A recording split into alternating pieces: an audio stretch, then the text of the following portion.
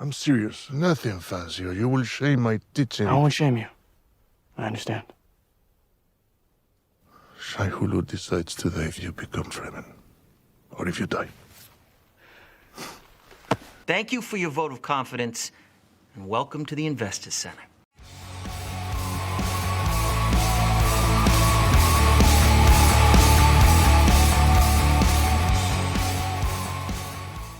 A couple of years back, Dune Part 1 was released, and for the most part, it was a massive success. Most people saw it as kind of a Game of Thrones, but in space. It was filled with jaw-dropping visual effects and beautiful world design, alongside a plot that was filled with politics. And when I say politics, I don't mean the preachy, self-inserted, made-for-modern audiences type of California politics we see in most movies today. No, these were the good kind of politics that were based inside this fictional world and were used to serve the story in order to create an interesting and memorable film. Suffice it to say, Dune was well received by most people, and so Dune Part 2 quickly became one of the most anticipated films of 2024. And the big question is, does it live up to its predecessor? Is it even a good movie? Or is it just complete crap? Well, before we get into all that, I'd like to ask that if you're a fan of my content and would like to support the channel, then please hit the like button and the subscribe button, as well as the bell icon to be notified whenever my new videos drop. It's all completely free, and all you have to do is make a YouTube account. I try and post at least once a week, and I review movies coming out of Hollywood, like Dune, for example, as well as a decent amount of anime content.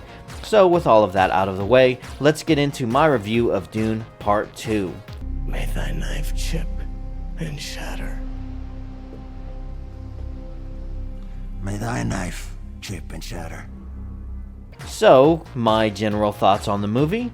To be honest, I thought it was great. In fact, I thought it was good enough to live up to the first one. I'm not sure I would call it a masterpiece or anything like that, but I do think it has the potential to be the best movie of the year, especially considering the other films that have come out so far that we won't be talking about in this video. It should probably go without saying, but the visual effects in this film are great. And this isn't some kind of cop-out like when people were saying the visual effects of Rings of Power were amazing because they couldn't find anything else good to say about that garbage show.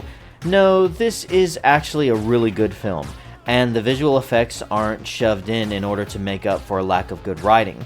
Every bit of it goes to serve the story, and there were several times throughout the film where you're watching something amazing unfold visually, and you just can't help but be taken back.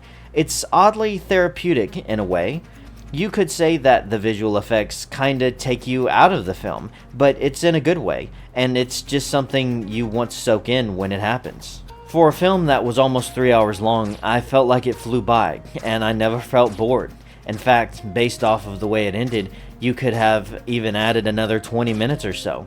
I thought all of the performances were solid as well. There is only one gripe I have, and that's with Zendaya's character, Chani.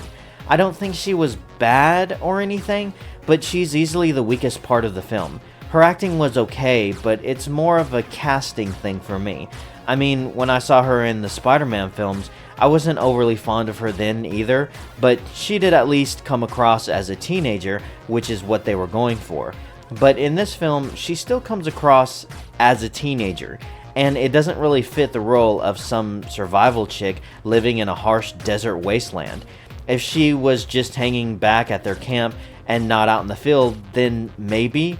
But every time she was on screen, I just kept thinking she just finished shopping for shoes at the mall or something like that. The other women playing similar roles didn't give me that vibe at all. In fact, there's a friend that she hangs out with in different points of the movie, and I thought, man, why didn't they just cast her to be Chani? But it doesn't really ruin the movie for me, and the way her part ended was actually pretty funny. It wasn't meant to be funny, and I'm not going to give anything away in spoilers or anything like that, but let's just say she gets it bad in the end. I understand why everything went down the way it did, but my reaction was, damn, that was cold. So, there is that. Everything else in the film is great though. I will say that similar to Game of Thrones, or at least Game of Thrones before Dumb and Dumber molested it to hell in Season 8, with this film, you do really need to be paying attention to what's going on.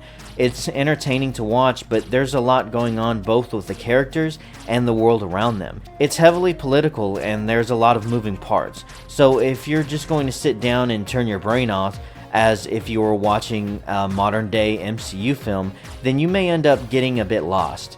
That's the only real reason I could see people not liking this. You know, having good, thought-provoking movies filled with interesting characters and engaging stories is become more and more rare these days. Most films are filled with real-world politics and retarded social messaging that always tend to weigh down the film and corrupt the story. Anytime a book, video game, or comic is adapted, the original characters are torn down and reshaped for modern audiences, which almost always ruins them in the end.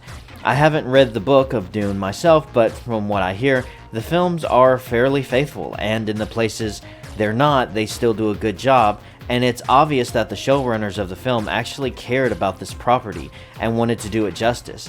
And it's because of all that I would highly recommend Dune Part 2. I will say though that if you haven't seen Part 1, then you're going to definitely want to check that out before you go into this one. Otherwise, you're going to be completely lost. By the way, I watched Dune Part 1 right before I went to go see Part 2. I didn't check it out when it first came out a few years ago because I didn't know anything about it, and since I never really read the books, I was just somewhat disinterested. After watching Part 1 though, I knew I had missed out and was very pleasantly surprised at how well it was made and how much I liked it.